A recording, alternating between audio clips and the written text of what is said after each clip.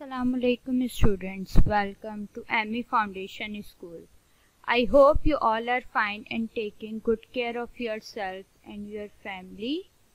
Today we will discuss our new weekly homework assignment 5 for class 5. इस homework assignment में हम previous chapter classification of living things को ही discuss करेंगे. Previous video में आपने explanation और क्वेश्चन आंसर देखे होंगे. इसमें आपने फर्स्ट टास्क में वर्ड्स मीनिंग करने हैं, second fill in the blanks, third choose the correct answer, fourth correct the statement, 5 book work and 6 activity. काम शुरू करने से पहले इस चैप्टर का दोबारा रिव्यू कर लेते हैं. हर लिविंग ऑर्गेनिज्म को समराइज करके दोबारा पढ़ लेते हैं ताकि रिकॉल हो जाए. सबसे पहले थे आपके पास वायरसेस.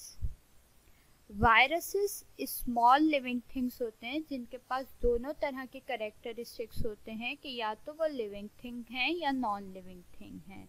वायरस की वजह से हमें बहुत सी बीमारियां भी होती हैं जिसमें नज़ला, खांसी, वायरल फ्लू हो जाता है, वायरल फीवर हो जाता है. ये सब वायरसेस की वजह से होते हैं. Number second protist. प्रोटिस्ट भी बहुत छोटे लिविंग थिंग्स होते हैं जिसको हम क्लासिफाई नहीं कर सकते कि ये प्लांट है या एनिमल है. प्रोटिस्ट में सबसे फर्स्ट है आपके पास अमीबा. अमीबा एक सिंगल सेल ऑर्गेनिज्म होता है, मतलब एक सिंगल सेल से बना होता है और वो पानी में रहता है. Number second paramecium. पैरामीशियम भी एक प्रोटिस्ट है जिसकी पूरी बॉडी हेयर लाइक थ्रेड्स यानी बालों जैसे धागों से मिलकर कवर हुई भी होती है, जिसे हम कहते हैं सीलिया. ये सीलिया पैरामीशियम को पानी में स्विम करने में हेल्प करती हैं. Number third Euglena. यूग्लिना भी एक प्रोटिस्ट है और इनके अंदर एक बहुत अच्छी कैरेक्टरिस्टिक होती है, वो ये कि प्लांट की तरह यूग्लिना भी अपना खाना खुद तैयार कर सकते हैं सनलाइट की मौजूदगी में. उसके बाद हमारे पास है बैक्टीरिया. बैक्टीरिया भी बहुत छोटे लिविंग थिंग्स होते हैं और ये भी सिर्फ एक सेल से मिलके बनते हैं. वायरसेस की तरह बैक्टीरिया से भी हमें बहुत सी हार्मफुल डिजीजेस हो सकती हैं, खतरनाक बीमारियां हो सकती हैं, जिसमें है ट्यूबरकुलोसिस, टीबी हो जाती है, टेटनस, टाइफाइड फीवर, ये सब बैक्टीरिया कॉज करता है. बैक्टीरिया के बाद है अल्जाई. अल्जाई ग्रीन प्लांट्स होते हैं जो पानी में रहते हैं, मगर बहुत से अल्जाई जो झीलों और समंदरों में पानी है उसके ऊपर वाली लेयर पर मौजूद होते हैं. अल्जाई के बाद है फंजाई. फंजाई अपना खाना खुद तैयार नहीं कर सकते क्योंकि इनके पास क्लोरोफिल मौजूद नहीं होता. फंजाई जहाँ पर अंधेरा होता है, जहाँ पर नमी होती है, उन जगह पे फंजाई ग्रो करते हैं. Next lichen. लिचन वो लिविंग थिंग है जो फंजाई और अल्जाई दोनों होते हैं. लिचन के पास लीफ, स्टेम और रूट तीनों नहीं होते और ये हार्ड सरफेस यानी बहुत सख्त जगह पर ग्रो करते हैं, जैसे पत्थरों पर और दीवारों पर. लिचन्स के बाद है मॉसेस एंड लिवरवर्ट्स. मॉसेस नमी वाली जगह पे और उन जगह पर ग्रो करते हैं जहाँ पर साया होता है. कुछ मॉसेस सिर्फ कुछ सेंटीमीटर लंबे होते हैं और ये फ्लावरलेस ग्रीन प्लांट्स होते हैं, यानी इनके पास फ्लावर मौजूद नहीं होते. Next fern. फर्न वो प्लांट्स होते हैं जो नमी और शेडी प्लेसेस पर पाए जाते हैं, जहाँ पर साया मौजूद होगा और जो नमी वाली जगह होगी वहाँ पर फर्न्स मौजूद होंगे. फर्न के पास एक ट्यूब होती है उनके स्टेम और लीव्स में. उस ट्यूब के जरिए वो अपना खाना एक पार्ट से दूसरे पार्ट में ट्रांसफर करते हैं. उसके बाद हमारे पास है seed bearing plant. Number first gymnosperm. Gymnosperm वो प्लांट हैं जिनके पास सीड्स तो हैं मगर वो नॉन फ्लावरिंग है, यानी उनके पास फ्लावर मौजूद नहीं है. और एंजियोस्पर्म वो प्लांट हैं जिनके पास सीड तो है और वो फ्लावरिंग प्लांट भी हैं. जिम्नोस्पर्म नॉन फ्लावरिंग प्लांट है और एंजियोस्पर्म फ्लावरिंग प्लांट हैं. यहाँ पर आपका प्लांट किंगडम कंप्लीट हो गया। इसके बाद है एनिमल किंगडम। एनिमल किंगडम को दो मेजर ग्रुप में डिवाइड किया है, इनवर्टिब्रेट्स और वर्टिब्रेट्स में। इनवर्टिब्रेट्स में भी अब डिफरेंट टाइप्स ऑफ इनवर्टिब्रेट्स हैं। First sponges. स्पंजेस वो इनवर्टिब्रेट हैं जो पानी के अंदर रहते हैं और इनके पास हेड, आर्म और लेग्स तीनों मौजूद नहीं होती और ये एक जगह से दूसरी जगह भी मूव नहीं कर सकते। Number second, coelenterates. सीलेंट्रेट्स की बॉडी बिल्कुल होलो होती है, यानी अंदर से खोखली होती है और ये समंदर में रहते हैं। सीलेंट्रेट्स की एग्जाम्पल मैं आपको बताई हुई है जेलीफिश। जेलीफिश एक अम्ब्रेला लाइक ऑर्गेनिज्म होता है। इसकी शेप बिल्कुल अम्ब्रेला जैसी होती है और इसके साथ छोटे छोटे पतले पतले आर्म्स अटैच हुए होते हैं। उस आर्म्स को हम कहते हैं टेंटिकल्स। Next, worms. वर्म्स की बॉडी बहुत सॉफ्ट होती है, नरम होती है, पतली बॉडीज होती हैं और इनके पास कोई लेग्स नहीं होती। कुछ वर्म्स पानी में रहते हैं, कुछ जमीन पर रहते हैं और कुछ वर्म्स प्लांट, एनिमल्स और ह्यूमंस के अंदर होते हैं।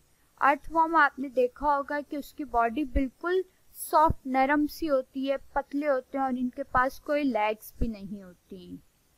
नेक्स्ट, इकाइनोडर्मेट। इकाइनोडर्मेट वो ऑर्गेनिज्म होते हैं कि जिनकी बॉडीज पर कांटे निकले हुए होते हैं।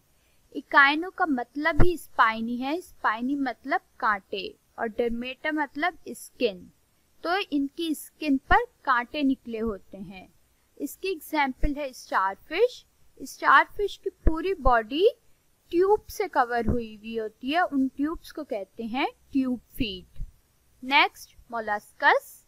मोलस्कस वो इनवर्टिब्रेट हैं कि जिनकी बॉडी बहुत सॉफ्ट होती है और उनके पास कोई बोन्स मौजूद नहीं होती। कुछ मोलस्कस के पास एक हार्ड शेल मौजूद होता है, ऊपर उनके एक हार्ड सी कवरिंग मौजूद होती है ताकि अगर कोई भी दूसरे बड़ा ऑर्गेनिज्म उनके ऊपर अटैक करे तो वो उस हार्ड के जरिए अपनी सॉफ्ट बॉडी को प्रोटेक्ट कर सकें। आर्थ्रोपोड्स। आर्थ्रोपोड्स के पास ज्वाइंटेड फीट मौजूद होती हैं और इनकी बॉडी डिफरेंट सेगमेंट्स में डिवाइड हुई होती है। हर सेगमेंट्स से इनकी लेग्स निकल रही होती हैं। इसकी एग्जाम्पल है बटरफ्लाई, स्पाइडर, क्रैब। इसमें हर सेगमेंट में अगर आप डायग्राम में देखें तो लेग्स निकल रही हैं। यहाँ पर इनवर्टिब्रेट का ग्रुप कंप्लीट हो गया। नेक्स्ट है वर्टिब्रेट। वर्टिब्रेट को फर्दर 5 ग्रुप्स में डिवाइड किया हुआ है। Number first group, fish. Fish वो वर्टिब्रेट्स हैं जो पानी में रहती हैं। तमाम फिशेस गिल्स के जरिए सांस लेती हैं। कुछ फिशेस की स्किन स्केल से कवर हुई होती है। तमाम फिशेस अपने फिन्स के जरिए पानी में तैरती हैं। Next, amphibian. एम्फीबियन वो वर्टिब्रेट हैं जो अपनी लाइफ का आधा हिस्सा पानी में गुजारते हैं और आधा जमीन पर। जब एम्फीबियन यंग हो जाते हैं, कुछ बड़े हो जाते हैं, तो वो पानी में रहते हैं और अपने गिल्स के जरिए सांस लेते हैं फिश की तरह। और जब ये ओल्डर हो जाते हैं, मजीद बड़े हो जाते हैं, तो ये ज़मीन पर रहते हैं और अपने लंग्स के ज़रिए फिर सांस लेते हैं। नेक्स्ट है रेप्टाइल्स। रेप्टाइल्स मतलब रेंगने वाले एनिमल्स। इसकी एग्जाम्पल है lizard, snake, crocodile, alligator, turtle. Reptiles की स्किन बहुत ड्राई होती है और इनकी स्किन पर भी स्केल्स निकले हुए होते हैं और ये अपने लंग्स के ज़रिए सांस लेते हैं, जबकि रेप्टाइल्स ज़मीन पर अंडे देते हैं। बर्ड्स। बर्ड्स वो एनिमल्स हैं जिनके पास पर मौजूद हैं। तमाम बर्ड्स के पास पर हैं, लेकिन सारे के सारे बर्ड्स उड़ नहीं सकते। बर्ड्स भी अपने लंग्स के ज़रिए सांस लेते हैं। Now the mammals. Cats, dogs, goats, horses, monkeys, giraffe, ये तमाम मैमल्स की एग्जाम्पल हैं। मैमल्स की बॉडी फर और हेयर से कवर हुई होती है, यानी बालों से कवर हुई होती है। वो हेयर्स उन मैमल्स की बॉडी को वार्म रखते हैं, गर्म रखते हैं। मैमल्स भी लंग के ज़रिए सांस लेते हैं। यहाँ पर आपका चैप्टर कंप्लीट हो गया। हमने पूरे चैप्टर को दोबारा से समराइज़ कर लिया। अब हम टास्क नंबर 1 करते हैं। टास्क नंबर 1 में आपने वर्ड्स मीनिंग करनी है। गिवन वर्ड्स की मीनिंग नोट करनी है कॉपी में। सबसे पहले कॉलम बनाएंगे वर्ड्स मीनिंग। फर्स्ट, बैक्टीरिया जरासीम। लेक्स झील। हार्मफुल नुकसानदेह। लेचन काईनुमा घास।